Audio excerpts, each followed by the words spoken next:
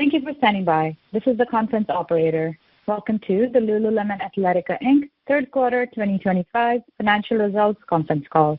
As a reminder, all participants are in listen-only mode and the conference is being recorded. After the presentation, there will be an opportunity to ask questions. Analysts who wish to join the question queue may press star then one on the telephone keypad. Should you need assistance during the conference call, you may reach an operator by pressing star then zero. I would now like to turn the conference over to Howard Tubin, Vice President, Investor Relations for Lululemon Athletica. Please go ahead. Thank you and good afternoon. Welcome to Lululemon's third quarter earnings conference call. Joining me today to talk about our results are Calvin McDonald, CEO, and Megan Frank, CFO. Before we get started, I'd like to take this opportunity to remind you that our remarks today will include forward-looking statements reflecting management's current forecast of certain aspects of Lululemon's future. These statements are based on current information, which we have assessed, but by which its nature is dynamic and subject to rapid and even abrupt changes. Actual results may differ materially from those contained in or implied by these forward-looking statements due to risks and uncertainties associated with our business, including those we have disclosed in our most recent filings with the SEC, including our annual report on Form 10-K and our quarterly reports on Form 10-Q. Any forward-looking statements that we make on this call are based on assumptions as of today, and we expressly disclaim any obligation or undertaking to update or revise any of these statements as a result of new information or future events. During this call, we will present both GAAP and non-GAAP financial measures. A reconciliation of GAAP to non-GAAP measures is included in our quarterly report on Form 10-Q and in today's earnings press release. In addition, the comparable sales metrics given on today's call are on a constant dollar basis. The press release and accompanying quarterly report on Form 10-Q are available under the Investors section of our website at www.lululemon.com.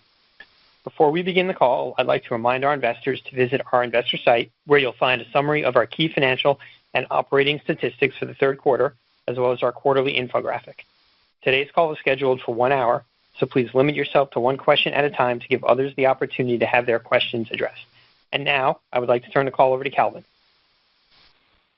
Thank you, Howard. It's good to be here with all of you today. In just a few minutes, Megan and I will provide an overview of our results for the third quarter, our performance over the Thanksgiving weekend, as well as an updated guidance for the fourth quarter and full year. But let me begin with sharing more about the news that after more than 7 amazing years, I will step down from my role as CEO of Lululemon on January 31st. In my conversations with the board, we carefully considered what's ahead for the company and for my own journey. Together, we agreed that the timing is right for a change as we near the end of our 5-year plan cycle. I'm incredibly proud of what we have accomplished together over the past 7 years.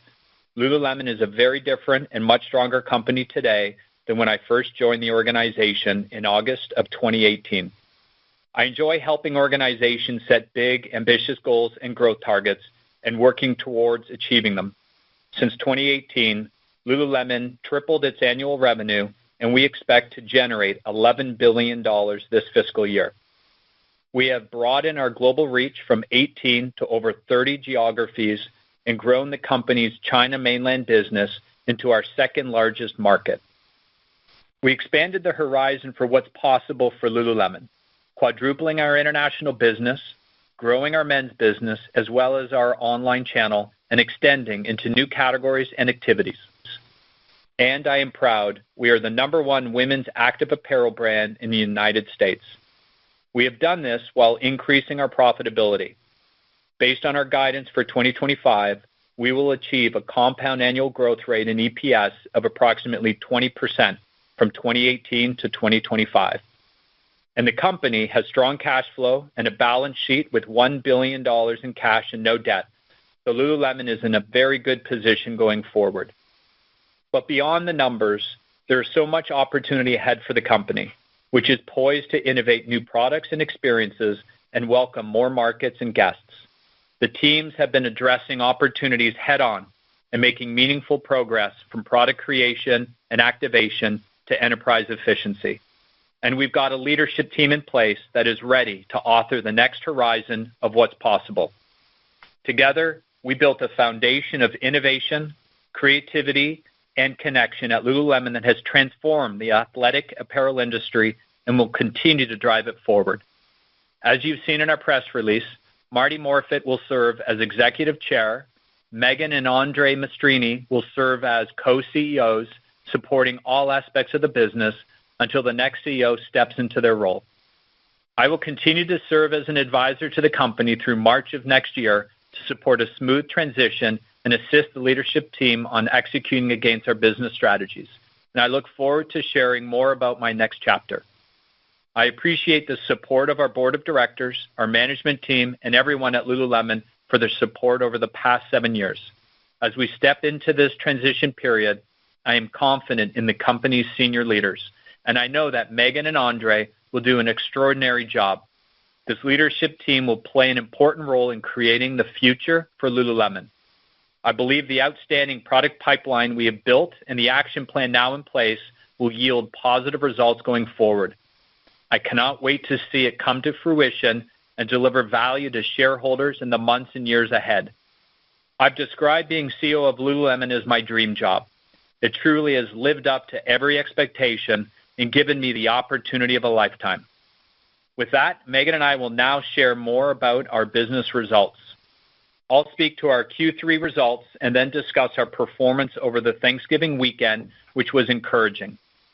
Next, I will turn it over to Megan to build upon the foundation we laid out on our Q2 earnings call regarding the action plan to drive inflection in our U.S. business.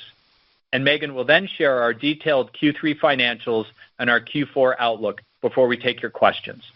So let's begin with quarter 3. When looking at our U.S. business, our guest metrics remain consistent. We continue to see growth in both total and retained guests, and we are acquiring new guests and retaining existing guests across all age demographics. Where we continue to have opportunity is increasing the frequency of visits and spend with our high-value guests. In the Americas, in Q3, we saw total revenue decline 2%, with the U.S. down 3% and Canada negative 1%, in line with our expectations. From a product standpoint, we continue to lead with technical innovations and saw growth in our performance activities led by Run and Train.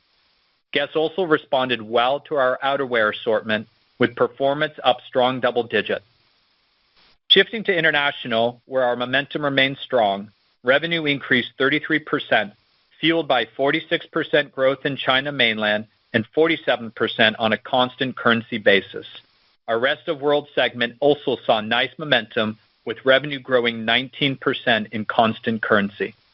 Looking forward, we now expect revenue in China mainland to be at or better than the high end of our range of 20 to 25% revenue growth for the year, excluding the 53rd week. For Q4, we expect revenue growth to be below the Q3 trend due to calendar shifts, which benefited Q3 and will have a negative impact on Q4. In our Rest of World segment, I would highlight the recent Gangnam store opening in Seoul, South Korea, and the strong guest response we've seen in the initial weeks. This store reflects our new design ethos that celebrates our Pacific Northwest heritage while modernizing the in-store experience. And in EMEA, our franchise partner recently opened the third Lululemon store in Istanbul, and we have plans to enter several additional markets in 2026. Let me now share some highlights from Thanksgiving. We're pleased with our performance over the Thanksgiving shopping period. I traveled with Carla Anderson, our new GM of North America, and other members of our leadership team to several stores over the weekend and saw our educators in action, bringing our brand to life and providing guests with a seamless shopping experience. Our final stop was our new Soho location. This store offers improved visual merchandising and adjacencies and offers a truly elevated shopping experience. Given the competitive environment, we know guests are looking for value. With the increased traffic over the holiday period, we had the opportunity to clear through some seasonal and end-of-life product, which helps position us well from an inventory standpoint as we exit quarter 4 and enter spring. We also dropped new full-price product, including special edition training gear, which met with good guest response. And relative to last year, we offered our Black Friday product to our members a week earlier this year. Not only did this help drive traffic to our e-commerce sites, but also fueled a significant number of app downloads and new signups for our membership program. Despite the earlier start, Black Friday was still our biggest volume day ever on our e-commerce sites. I also want to acknowledge we have seen trends slow a bit since Thanksgiving, which we've taken into account in our Q4 guidance. However, despite this, we expect revenue trends in the U.S. in Q4 to be modestly improved relative to Q3. Before I turn it over to Megan, I want to take a moment to speak to the 3 pillars of the action plan underway to drive an inflection in the business. We are focused on product creation. I've been working with Jonathan Chung, our creative director, and our design and innovation teams on our product pipeline. As I've shared, we know that our current merchandising mix, particularly in North America, does not fully reflect the go-forward vision we have for our brand. The team has been in the work, and I believe that we have a strong pipeline of innovation and approach to new style creation. You'll see the impact of this work beginning in spring 2026 and continue to strengthen throughout the year. Product activation, where we are improving the in-store and online experience, engaging our high-value guests in new ways, and better aligning our brand and marketing activities with product inflections and drops. And enterprise efficiency, ensuring we are operating as efficiently as possible as we work to inflect the U.S. business, particularly in light of the new tariff environment. We believe these priorities position us well for the near term and will continue to set Lululemon up for long-term sustainable growth. Megan, over to you. Thank you, Calvin. I'm grateful for your leadership over the last 7 years. It has been a privilege to be part of your team during your tenure, to see how you immediately made an impact on this organization to go after and deliver against some incredible goals. I appreciate your support as we step into this transition. I'm excited to partner with Andre Mastrini as interim co-CEO and to work closely with Marty Morfitt in her expanded role as executive chair. In addition, I have full confidence in our entire leadership team as we guide Lululemon through this important period. Let's now spend a few minutes on the details of our action plan we have in place to drive improvement in the U.S. As you know, our teams are focused on inflecting our business. On our Q2 earnings call, we laid out actions we have in place, and today I'd like to share with you a more formal framework for the strategies underway and add some details to our prior discussion. At the highest level, the goals of our plan are simple. We are working to drive acceleration in our U.S. business, maintain momentum in our international regions, and protect operating margin in the near term and drive improvement over the long term. We began this work last year as we saw the U.S. business slow, and we expect to see the most significant benefits of our work streams in 2026. As Calvin mentioned, we are executing against 3 pillars, which are product creation, product activation, and enterprise efficiency. We believe this plan will enable us to deliver improved, differentiated products to our guests, allow our teams to read and react more quickly based on style performance, elevate our in-store and online experience, and refine our marketing approach to ensure new and existing guests are aware of the products and innovations coming in 2026. Let's now get into the details, beginning with product creation. Our teams have been in the work to re-energize our product engine, bring a new energy into our assortment, and increase our speed and agility. So let me give you a few examples. We are increasing the frequency and breadth of new styles and remain on track to bring new style penetration to 35% next spring. The teams have already begun this work with some recent examples being Mile Maker, Shake It Out, Tumbled Fleece, and Scuba Waffle. In addition, we recently debuted our Team Canada kit for the Milan 2026 Winter Olympic Games. Looking forward, and under the direction of our design team, we'll be updating several of our key franchises while also maintaining a strong pipeline of new innovations across our performance offering. We'll have a focus on train coming in early 2026, and we'll be bringing newness and novelty across some of our most important franchises, including Swiftly, Daydrift, and Steady State. Next, we're increasing our speed to market. Our mainline product development process currently runs 18 to 24 months, and we are working to reduce it to 12 to 14 months. In addition, we've been enhancing our speed lanes. This includes our chase capabilities, which will allow us to get back into select strong performing styles within 6 to 8 weeks, and also our fast track design process. Finally, it's important to keep in mind that the assortments you currently see in stores and online include certain styles that are not representative of our go-forward vision for the brand. There are many elements that we like and our guests are responding well to. However, as we said on our last call, we've let product life cycles run too long within some of our key franchises, and we have not inspired our high-value guests to purchase as we had in the past. I'm looking forward to 2026 as we will begin to see the excitement our creative team is bringing into our assortments. In addition, given our improved agility, we'll be better able to read, react, and adjust our assortments based on guest response to our offering. Shifting now to our second pillar, product activation, where we have several initiatives underway. First, we are elevating the store experience by improving our ability to curate our assortment by store and by market. In May of this year, we began testing an updated approach to the in-store experience and have seen good initial results. Our intention is to use these learnings to enhance our ability to have locally relevant assortments in all stores. This strategy goes beyond assorting stores based on climate differences alone, and we'll be better able to maximize the impact of our assortments through strategic curation, which takes into account local guest tastes. We plan to reduce the density of our assortment on a local basis to better highlight styles that are most relevant. This will enable improved visual merchandising for the styles we know are most important to the guest in each local market. And we are working to improve our in-store storytelling by shifting product adjacencies and category flow to ensure the guest is seeing the versatility and coordination across our assortment. Second, we're improving our digital experience. We recently rolled out a website redesign with enhanced visual merchandising and elevated storytelling, offering an overall more modern guest experience to inspire purchase and increase conversion. Next, we're rolling out new solves to engage our high-value guests.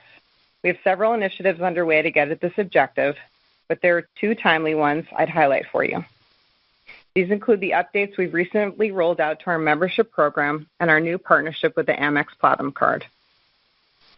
Finally, under the product activation pillar, our brand building and marketing activities will continue as we invest in integrated marketing efforts around the world, with a planned focus on driving awareness and excitement for both product newness and innovation across all athletic activities as well as lifestyle. We will leverage our ambassadors as well as brand right creators and talent with a sharp focus on engaging guests through social channels and community activations. The final pillar of our action plan is enterprise efficiency. This work stream is not new for us. However, in a world with higher tariffs and the removal of the de minimis provision, and while we work to inflect the U.S. business, we have a heightened focus on ensuring we're operating as efficiently as possible across the enterprise. As we've said, we're taking actions in both the near term and long term to mitigate the increased tariff costs. These include strategic pricing actions, supply chain initiatives including vendor negotiations and DC network efficiency, and enterprise-wide savings initiatives. I will also note that we benefit from strong cash flow generation and a balance sheet with $1 billion in cash and no debt. This enables us to keep our eye on the long term and prudently invest in our growth initiatives while navigating the near term. Let's now turn to our financials and guidance outlook. Starting with Q3. For Q3, total net revenue rose 7% to $2.6 billion on both a reported and constant currency basis. Comparable sales increased 2%. Within our regions, results were as follows. Americas revenue decreased 2% on both a reported and constant currency basis, with comparable sales down 5%. By country, revenue decreased 3% in the U.S. and was up 1% on a reported basis and flat on a constant currency basis in Canada.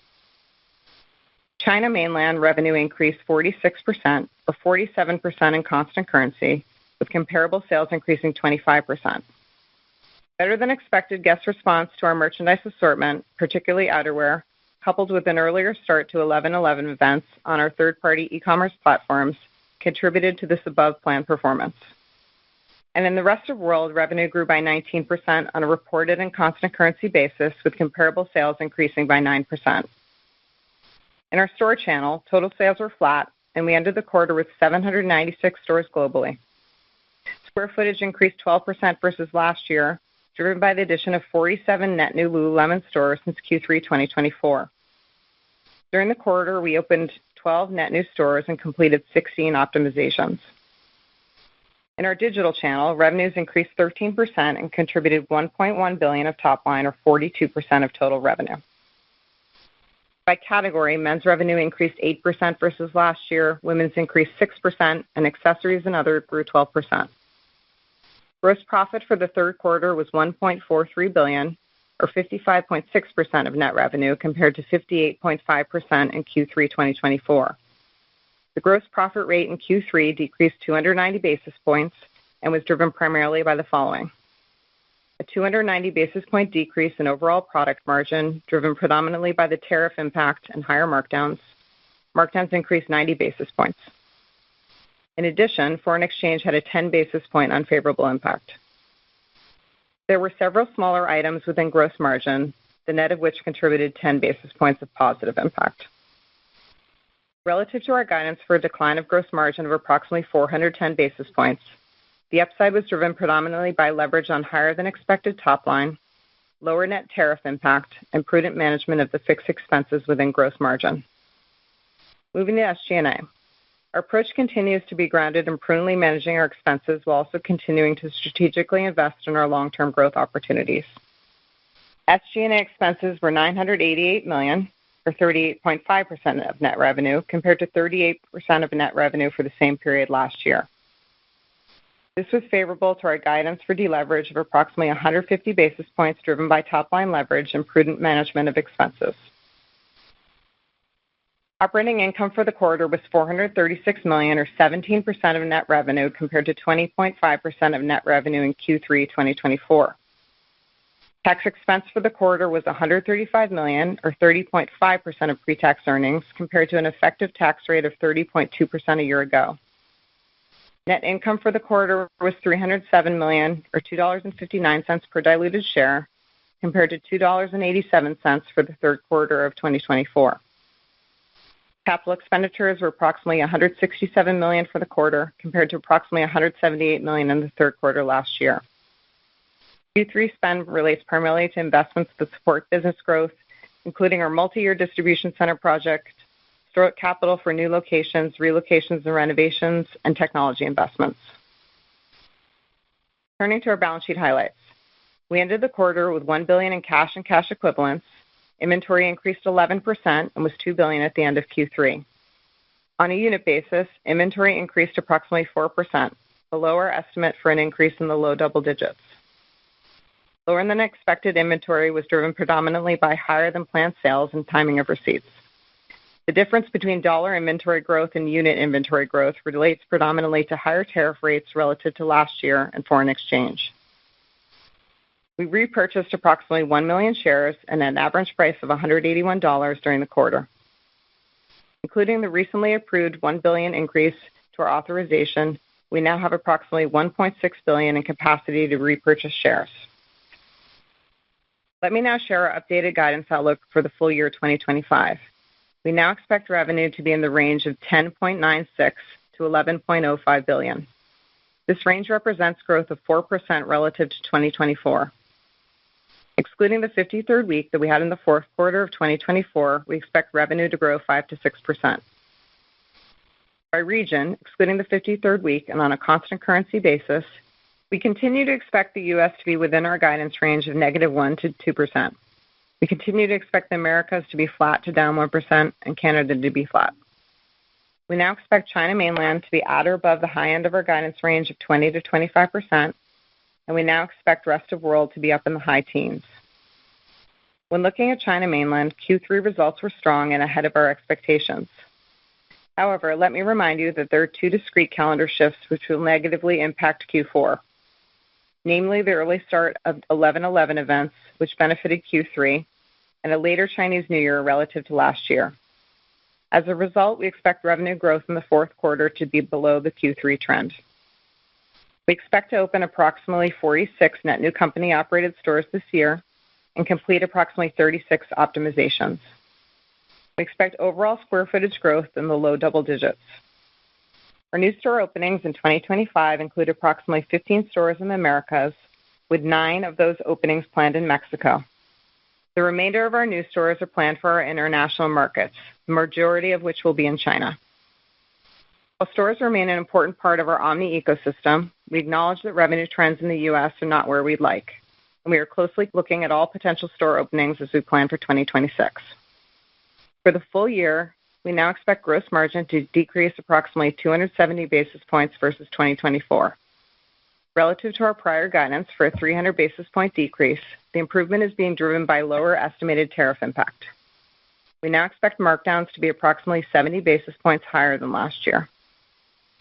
Turning to SG&A for the full year, we expect deleverage of approximately 120 basis points versus 2024, above our prior guidance of 80 to 90 basis points. While we continue to manage expenses prudently, we're investing further in marketing in Q4 to help drive traffic and continue to build brand awareness. When looking at operating margin for the full year 2025, we now expect a decrease of approximately 390 basis points versus 2024, in line with our prior guidance. For the full year 2025, we continue to expect our effective tax rate to be approximately 30%.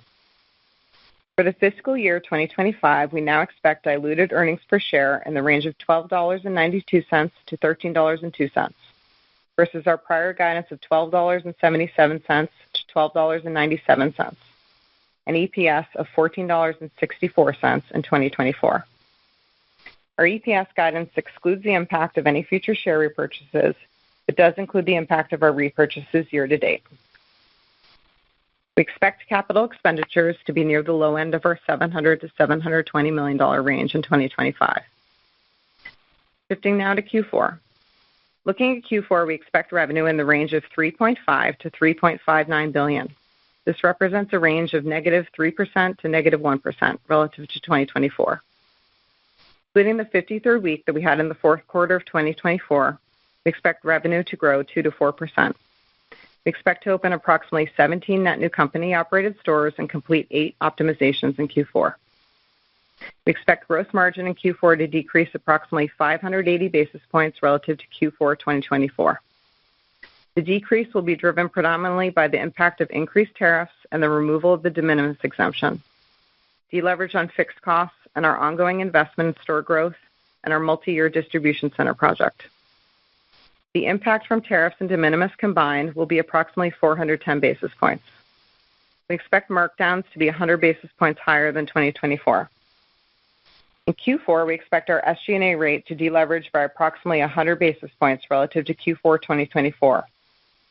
This will be driven predominantly by increased foundational investments and related depreciation, and strategic investments including those to build brand awareness.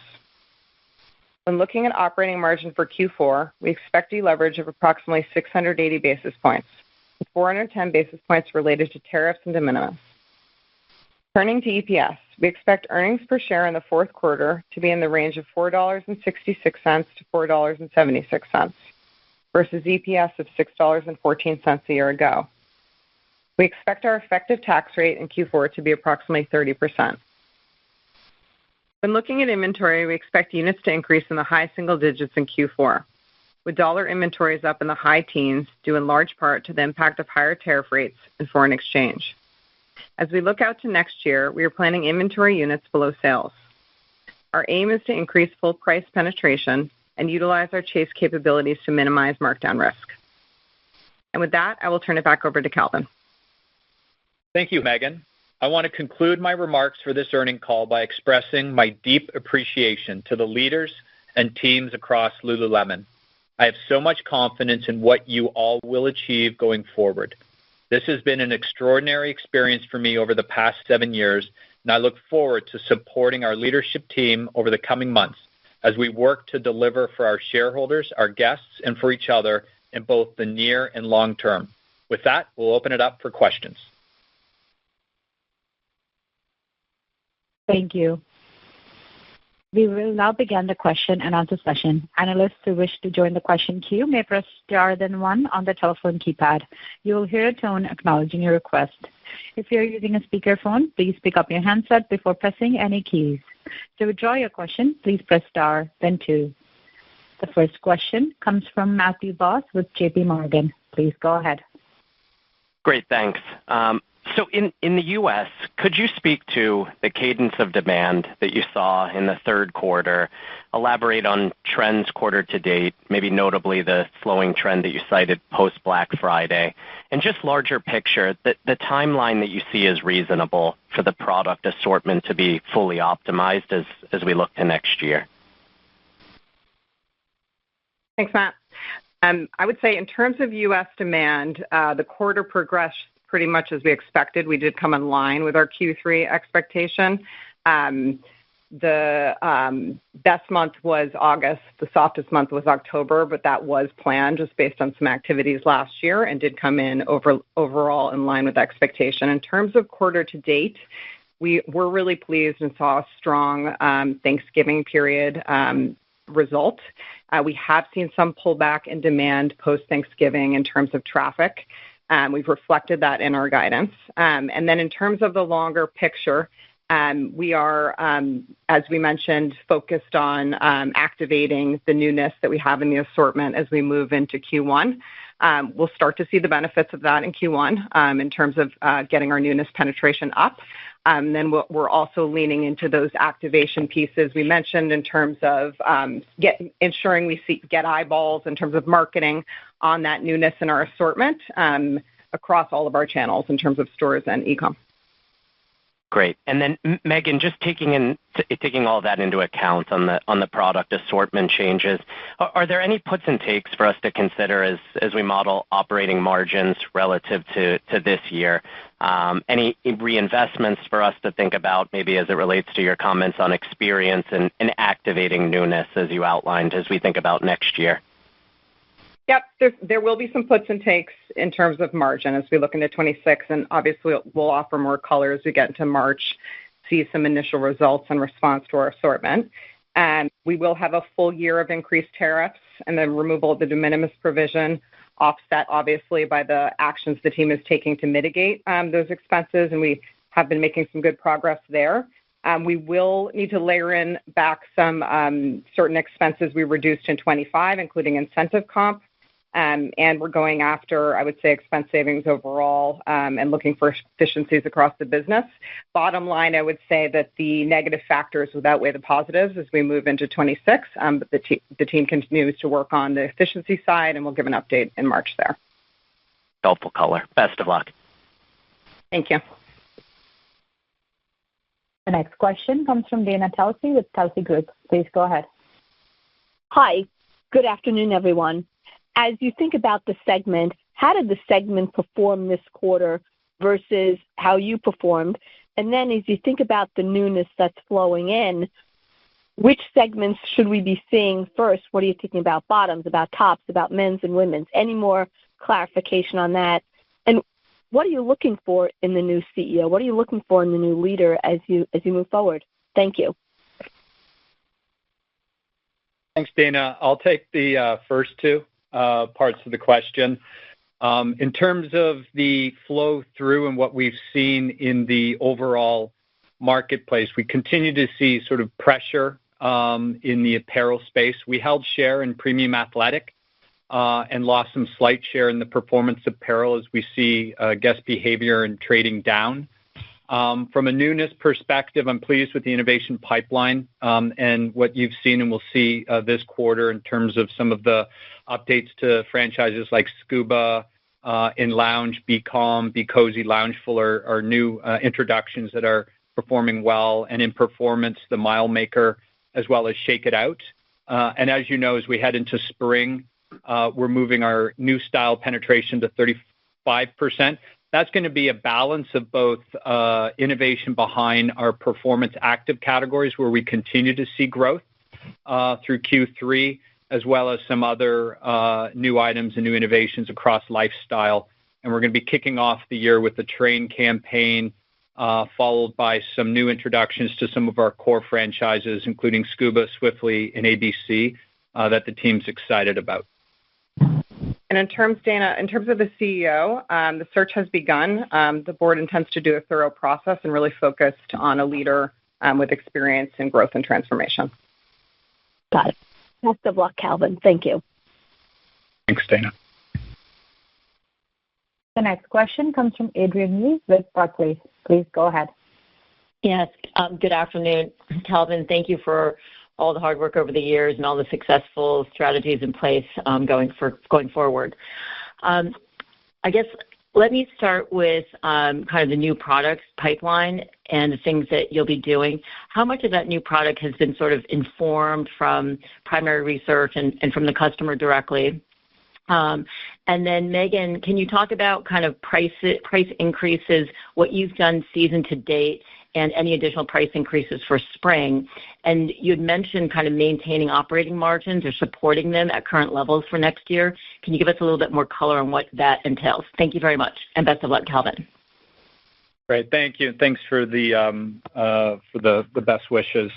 From a product innovation perspective, our process always begins with research, really focusing on solving for the unmet needs, and I believe the pipeline has a lot of those solutions, both across our activity as we continue to put our performance activity categories initiatives first across run, train, yoga, golf, and tennis. You'll see a lot of innovation across all 5 of those activities. In the yoga category as well, we're kicking off, as I mentioned, train, and we have a new performance fabric that's specifically designed for weight training that we're excited for. And then there's the ongoing updates to our core franchises as we've addressed and looked and using data to really look at our high-value guests into our core franchises and opportunities to bring newness and refresh those swiftly. Some updates, our ABC pants for him, as well as building on the success of Waffle Scuba, seeing opportunities to innovate. So the team definitely focuses and targets using both our own data of our guest behavior as well as research with our ambassadors and collective community as to where the opportunities are. In terms of pricing, we haven't taken any other further pricing actions relative to what we discussed last quarter. So we took a small amount of the assortment up modestly. We've been pleased with the price elasticity on those actions, I would say in line with our expectations from a revenue and margin perspective. It's an area we continue to keep our eye on, closely monitoring where the competitive landscape goes, but no imminent plans to go further there. In terms of 2026 operating margin, it is fair to assume that the negatives will outweigh the positives. The margin push, though, will be a multi-year effort looking at efficiencies. It will be our first full year of tariffs, and we are looking for offsets. The team has been making some progress there, but I would assume we have some pressure next year, and we will be focused on it from a multi-year perspective. Fantastic. Thanks again, Calvin. Best of luck. Thank you. The next question comes from Brooke Roach with Goldman Sachs. Please go ahead. Good afternoon, and thank you for taking our question. Calvin, Megan, I was hoping you could speak to the performance of your largest franchises, both in the performance category and in lounge and social. Are these businesses large enough that you think that they warrant a reset in order to let the new product innovation shine and the new design language pop out to the consumer in a bigger way in 26 and beyond? And what proof points in the new design language are you currently seeing that gives you confidence that the new styles launching in 26 will change the trend rate that you're seeing in the U.S. today? Thank you. Thanks, Brooke. In terms of the overall focus of the team, it's definitely balanced across our activity areas of run, train, yoga, golf, and tennis, with some lifestyle. And when we look at the core franchises today, as I've shared, we continue to see growth across our performance activity categories. And we have innovation behind those categories as well as next year, as that is definitely our leading strategy. So you'll see innovation in our bottom legging business. You'll see innovation across our top business, all geared towards these key activities and unmet needs of our athletes. And then on the lifestyle side, we continue to see growth in social, both on the back of the newness that we have brought in, Daydrift being a good example, and we have additional innovation next year in our men's bottom business, updating the ABC and bringing that silhouette as well for her that the team's excited about with some new fabric innovation. And then lounge, which has been our core franchises where we've seen the greatest headwind. We can see that updating Scuba with new materials and silhouette changes, we see great response. So the team is leaning and doing more of that as well in China. Mainland China, we activated it and saw great results. So we know even internationally, a lot of these core franchises, although in North America, they have more saturation internationally and globally. They don't yet. So it's a balance to make sure we continue to drive the growth there and then reinvent here in North America. And that really brings us to the overall balance and solution that the consumer is bringing. Your last point, Megan mentioned there's a lot of work going on in terms of in-store visual merchandising. We have some small tests going on in LA, Miami. They are very much focused on exactly what you said, curating the stores, de-assorting, taking product out so that we could put focus on the newness and the guests can see that. And we're seeing very good results, and we're excited and plan to roll that out. That would be a key initiative so that our guests in the physical space can see the newness better than today. And online, with the launch of our new web design, the teams have a lot more levers than they've ever had before through guest navigation and storytelling to put the newness front and center in front of the guests. And there we're already seeing good results as well in terms of the adoption and the visibility to the newness. We'll continue to play those levers into the next year as the new product comes. Thanks so much. The next question comes from Lauren Hutchinson with Bank of America. Please go ahead. Thank you. Good afternoon. I was hoping to hear more about the Amex partnership. Can you quantify the impact to sales and margins, and then talk about if it attracted a new or re-engaged guest in line with your expectations? Great. Thanks, Lauren. I'll take the second part of your question, then hand it over to Megan. But from an expectation point of view, we've been pleased with it. We went in similar to some of these partnerships and initiatives we do, very, very much focused on guest acquisition and being able to grow both our men's guest as well as our female guest. And I would say on this partnership, although it's early, we're pleased with the results in the number of new guests that we've seen come through this partnership. Yeah, and I would say in terms of the numbers, it's a relatively small part, exciting part, a small part of our business. We haven't broken out specifics, but I would say we're pleased overall with the profitability of the program. We do have a share in the credits, and that is a reduction to revenue.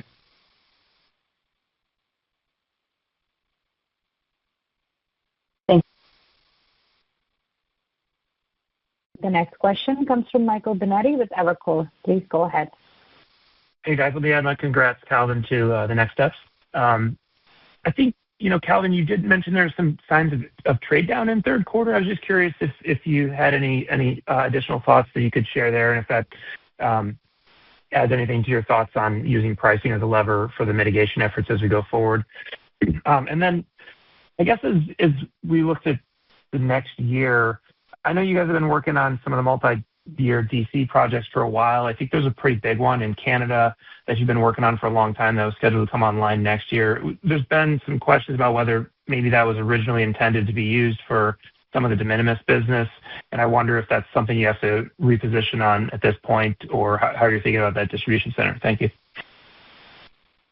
Thanks, Michael, and thanks for the best wishes.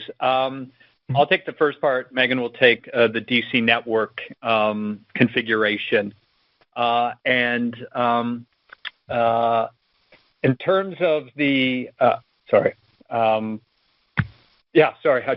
in terms of trading down, we've seen a bit of that behavior throughout the year. I've talked about the uncertain behavior of the consumer we're seeing. We're seeing a little bit in terms of how they're responding to the promotional activity in the marketplace today. And they're definitely looking for ways in which they can save and value. And it's behavior we've seen throughout the year and continued into Q3. And I would say in terms of pricing, we've been really strategic with the pricing moves we've made. As I mentioned, we're pleased with that, with the elasticities we've seen, and are in line with our expectations from a sales and margin perspective. So I don't see any concern there related to what Calvin just mentioned. And again, we'll take that same stance as we move forward on an item-by-item basis. In terms of the DCs, I would say, given the news on de minimis, the team is deep in the work on evaluating the network. I don't think it means we won't have a presence in Canada, but I do think it means some changes to our DC network, and we will make sure we're as most efficient as possible. I think we can share more as we move into 26, and the team is further along in that work stream. Okay, thanks a lot, Megan. The next question comes from Paul Lejuez with Citi. Please go ahead. Hey, thanks, guys. Curious if you could talk a little bit more about the China business, what you saw in e-com performance versus stores, and also curious how you would characterize the athletic apparel market in China in general, and if there are any big differences by city tiers. Thanks. Thanks, Paul. In terms of the performance of our business in China, and obviously as the results indicate, we continue to see very good momentum, very pleased with the overall results. There were a couple of timing opportunities and shifts to platform activations that helped us in the quarter.